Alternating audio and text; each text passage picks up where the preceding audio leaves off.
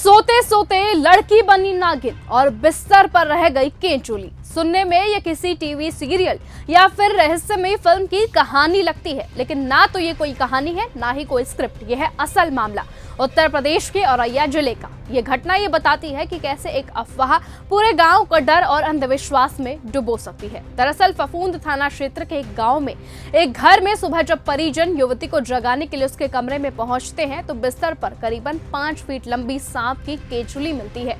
टूटी हुई चूड़ियां, सिंदूर की डब्बी, लेकिन लड़की वहां से गायब थी। बस फिर क्या था, कुछ ही घंटों में चर्चा फैल गई कि वो लड़की इच्छाधारी नागिन थी।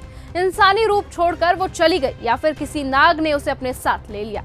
महिलाएं पूजा पाठ में जुट गई, बच्चे सहम गए और लोग घरों के पास जाने तक से कतराने लगे। लेकिन जब पुलिस ने जांच शुरू की तो कहानी की परतें खुलती चली गई।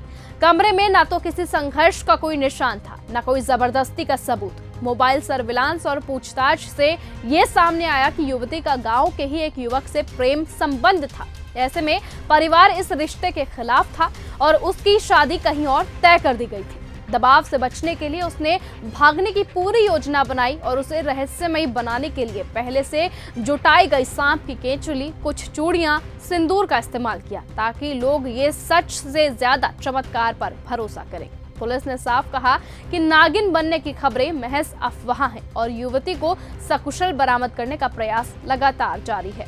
थाना फफूंद क्षेत्र अंतर्गत ग्राम सिंगनपुर के एक व्यक्ति ने थाने पर आकर सूचना दी कि उनकी पुत्री उम्र करीब 20 वर्ष 6 माह बिना बताए घर से कहीं चली गई है। प्राप्त प्रार्थना पत्र के आधार पर पुलिस ने तत्काल मुकदमा अपराध संख्या 32/2026 धारा 87 BNS दर्ज किया है।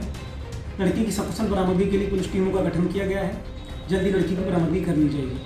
सर, लड़की के नागिन बनने के बारे में आप क्या कहना चाहते हैं?